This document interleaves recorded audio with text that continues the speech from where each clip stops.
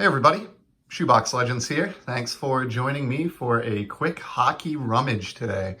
Just gonna take a look through this random stack of hockey cards that I scrounged around my office and put together. These are all cards that I've never shown on the channel previously, and just thought it'd be fun to thumb through some of these and talk about them. So for starters here, just have a small stack of 90s stuff.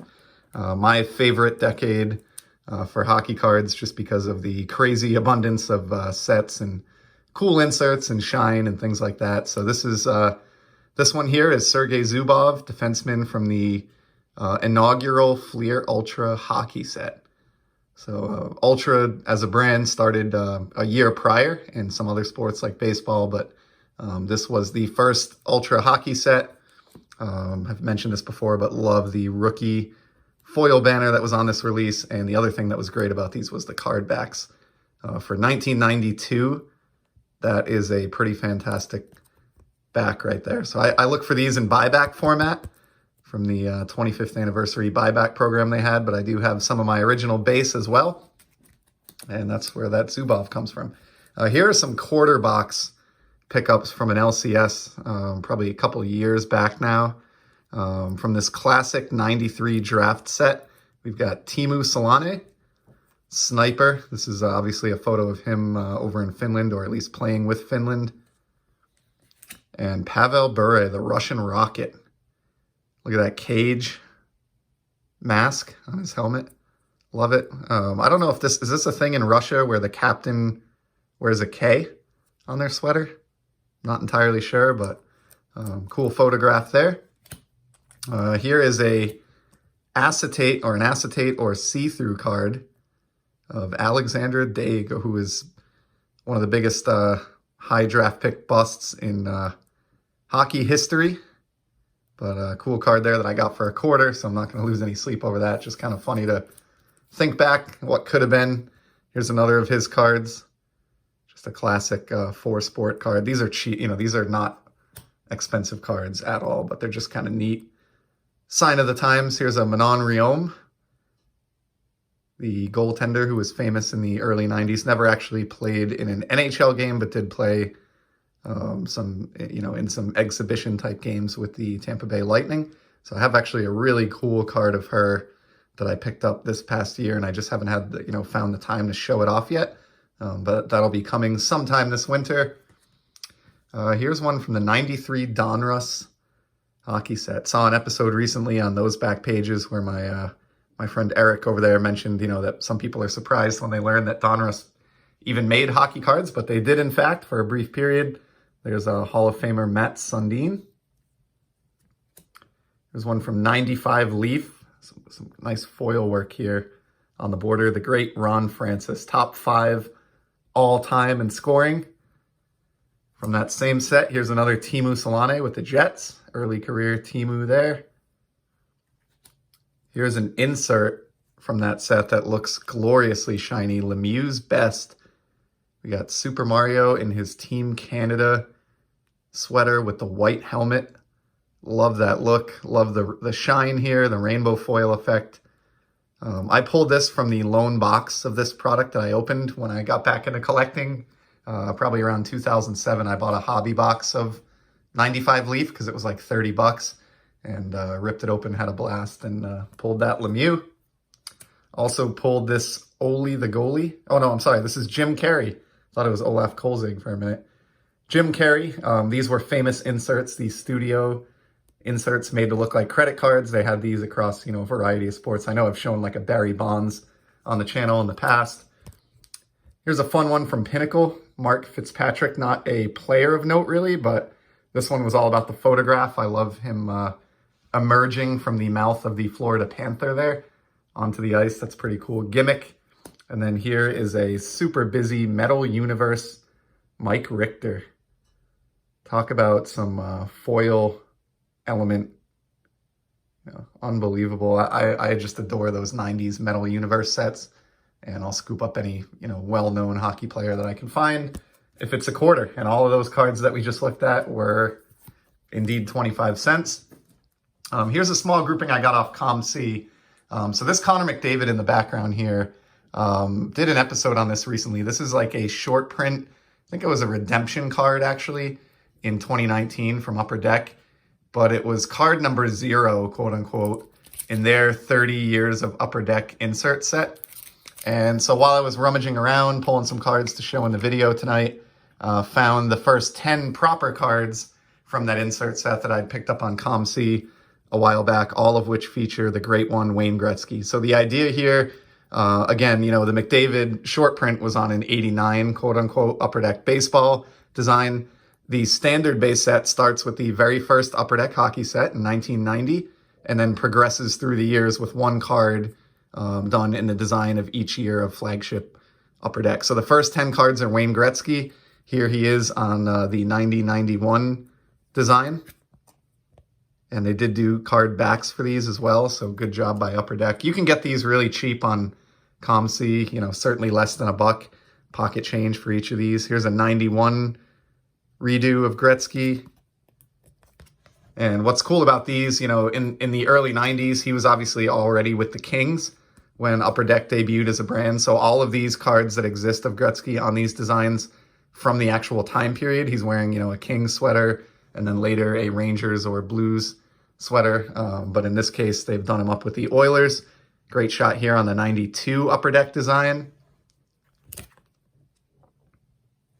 Here's a 93 with a bench full of, I think, maybe either Penguins or Bruins in the background there. The 94, and this is a, you know, a well-known photograph, but for good reason, just a fantastic shot here of Wayne hoisting Lord Stanley's Cup. I've mentioned a couple times recently that I've really been digging the trophy cards that feature the trophies of the world of sports, and there is none better than the Stanley Cup, so that's just a cool one. Then for the 95 take here, we do transition to the LA Kings, so a nice celebratory photo there. 96, this was the set that had the gimmick of, you know, having a caption along the bottom that kind of described the photo on each card in the base set. There's a 97. 98, and he's now with the Rangers. And then here is the take on the 99. So those are the first 10 cards of that insert set. It goes on, you know, the next 10 cards in the set are Patrick Waugh, representing the years 2000 through 2009. And then the final 10 cards of the 30-card insert set are Conor McDavid, representing 2010 through 2019. So pretty cool job. Nice work by Upper Deck. And again, thanks to the E-Pack promotion, you can still get those inserts for really, really cheap coin on ComC. So if you saw any Gretzkys there that were of interest to you, I would recommend checking those out. Certainly cost you less than $1. Here's a quick one from Opichi Platinum. I talk a lot about this set. It's just a perennial favorite of mine, just being a lover of shine and hockey cards.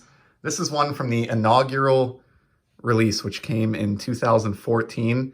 And it's a guy who at the time was my favorite player in the NHL, David Creachy. He emerged on the scene with the Bruins in like 2008 and was a very reliable, you know, typically second line center or winger behind, you know, the Bergeron, Marchand, Pasternak line. Actually just moved overseas back home to finish out his career, announced his NHL retirement after last season, but certainly a member of the Hall of Very Good, while not a Hall of Famer. And this was one I just picked up for my small little collection of the man. Love the shine, as you can see, as I've been talking about him here, just moving this one around. And this one is actually numbered out of 25. I forget what they call this parallel. I think it's, you know, Midnight Black or Black Rainbow or something like that. But, you know, 25 is pretty scarce. You certainly won't find a card of, you know, an Alex Ovechkin parallel like this for cheap coin, but David Creachy didn't break the bank. And that's a fun addition to not just my Creachy collection, but I guess my overall Opichi Platinum collection. And then I have one more card to share with you as we hit the 10-minute mark here. This was a pretty crazy, in my opinion, eBay buy that happened about a year ago this time. It was late 2020. And this was a case where I didn't particularly want this card or even know that it existed. Was just searching late at night for PSA slabs that were ending in the next few minutes just to kind of see what was randomly out there at auction, and took this card home for $8.25.